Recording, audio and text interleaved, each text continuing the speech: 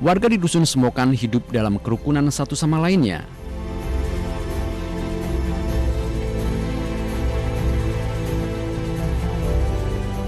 Semua menyatu dalam harmoni kehidupan masyarakat desa yang kuat dengan adat istiadat.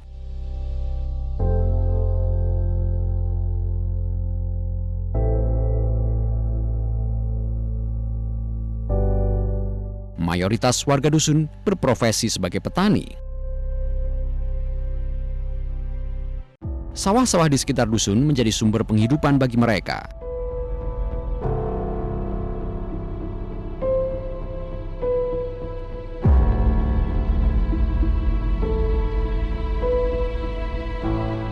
Kendati demikian, dalam adat di dusun ini, warga hanya diperbolehkan menanam padi, jarak, dan sayur-sayuran. Selain bertani, warga juga memelihara ternak.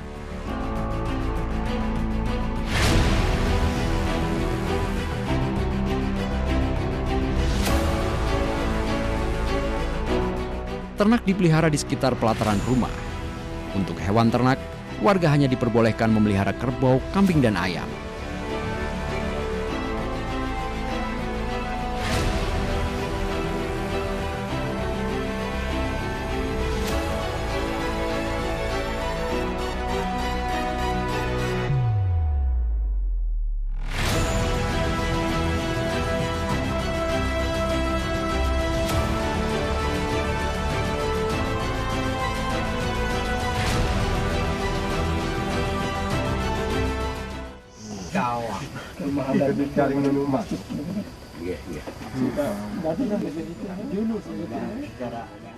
Di saat waktu senggang, digunakan untuk berkumpul bersama kerabat dan tetangga di balai bambu yang berada di tengah dusun.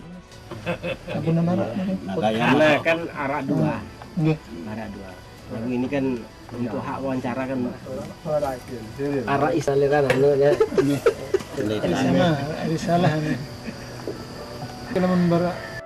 Balai bambu dibuat khusus sebagai tempat berkumpul warga dusun.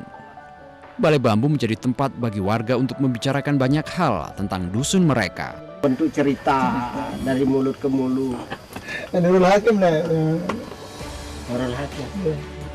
Suasana hangat penuh keakraban menjadi pemandangan yang biasa dijumpai di dusun ini kala sore hari.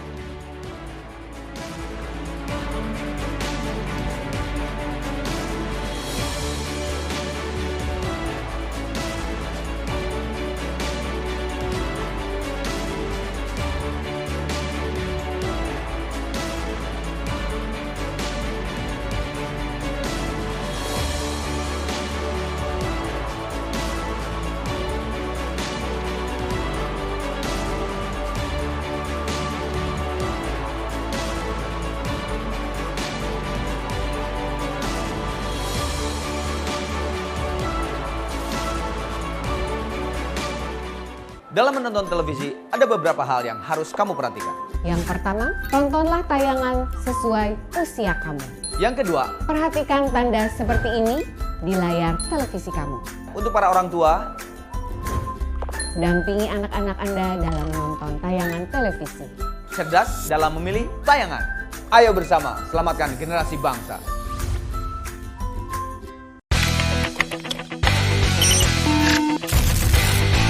Berani menyebarkan berita yang tidak jelas kebenarannya. Siap-siap, hukuman menanti kamu. Jangan biarkan kita terpecah belah Karena hoak. Stop hoax sekarang.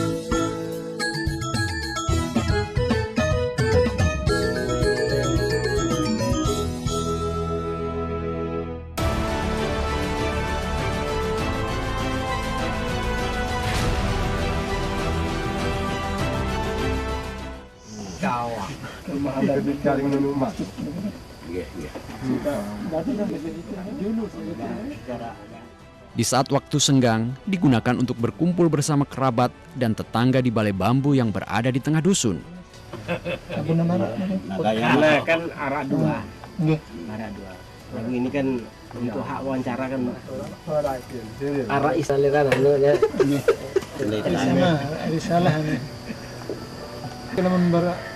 Balai bambu dibuat khusus sebagai tempat berkumpul warga dusun.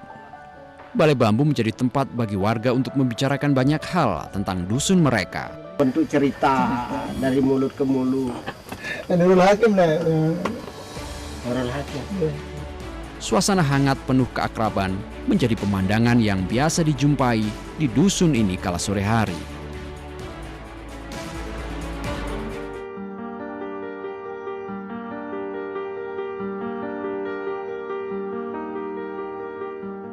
Di masyarakat adat suku Sasak, ada struktur sosial bagi para tokoh adat di lingkungan mereka. Ada sejumlah tokoh adat yang memiliki peran masing-masing. Namun antara tokoh adat yang satu dengan yang lain saling berkaitan. Gotong royong dan kebersamaan menjadi salah satu falsafah dalam bersosial masyarakat suku Sasak.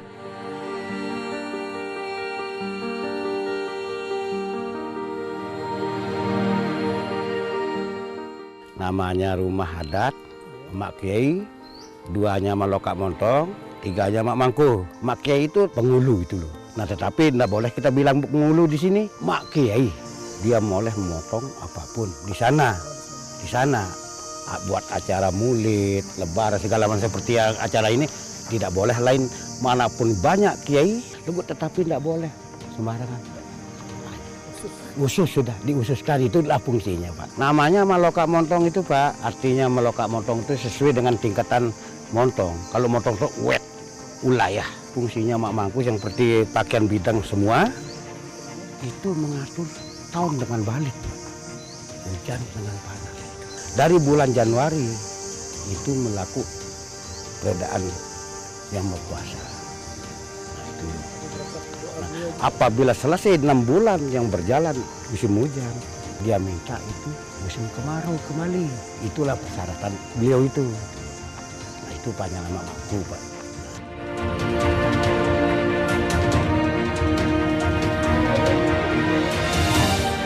Berada di dusun ini kita menemukan suasana yang berbeda.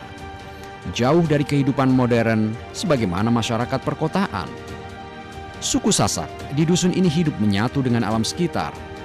Bangunan tradisional dengan bentuk yang khas serta dibuat dengan bahan-bahan alam yang sederhana membawa kita seperti berada di masa lalu. Sebuah tatanan masyarakat yang penuh dengan kesederhanaan, tak terjebak dalam kehidupan yang serba materialistik.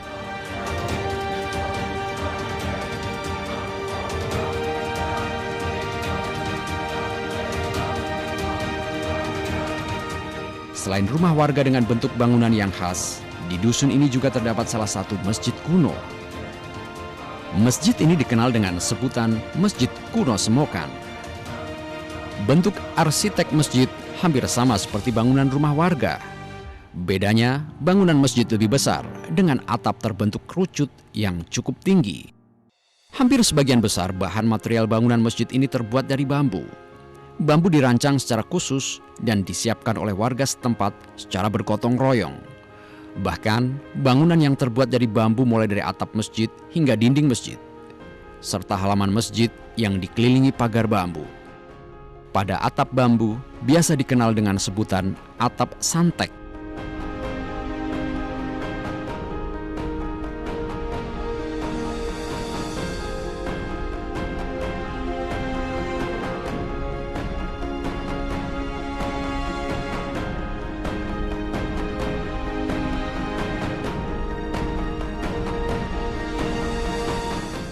Dari Dusun Semokan, perjalanan dilanjutkan menuju Desa Bayan Belek, Kecamatan Bayan, Lombok Utara. Secara demografi, Desa Bayan memiliki jumlah penduduk lebih besar. Begitu juga dengan luas areanya. Desa ini sudah cukup terkenal di berbagai daerah.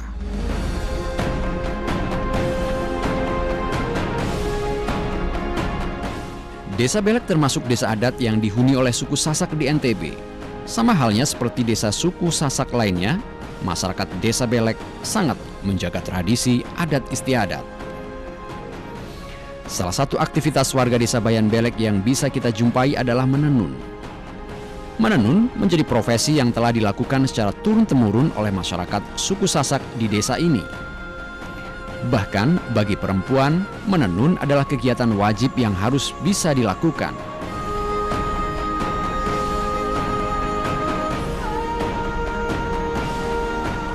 Menenun juga menjadi tanda bahwa perempuan di suku Sasak telah dewasa.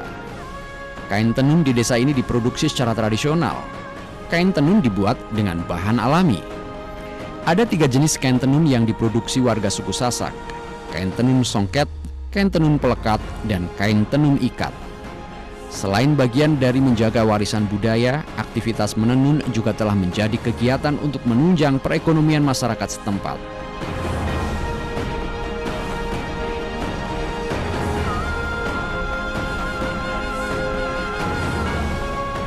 Tak hanya itu, desa Belek juga terkenal dengan masjid kunonya. Masjid kuno dikenal dengan sebutan Masjid Bayan Belek. Masjid ini termasuk masjid paling tua di Lombok Utara. Masjid kuno Bayan Belek berukuran 9 x 9 meter persegi dengan tinggi sekitar 7 meter. Material bangunannya terbuat dari bambu. Pada bagian dinding terlihat rendah. Atapnya terdiri dari 2 tingkat yang terbuat dari bilah bambu yang tersusun rapi.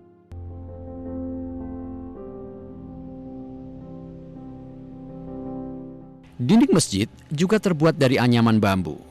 Bangunan masjid kuno yang terbuat dari bahan bambu dan kayu bukan tanpa maksud. Bambu dan kayu sebagai bahan dasar diyakini masyarakat setempat mampu menahan guncangan gempa bumi.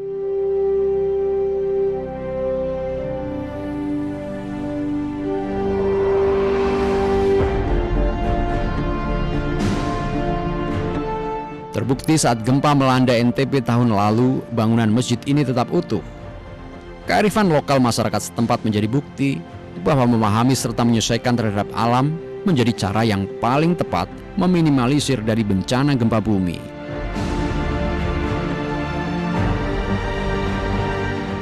Masjid kuno Bayan Belek juga menjadi simbol penyebaran agama Islam pertama kali di Pulau Lombok. Menurut berbagai literatur, Masjid Bayan Belek dibangun pada abad 17. Arsitek bangunan Masjid Bayan Belek juga menunjukkan penyebaran agama Islam di NTB menyatu bersama budaya serta adat.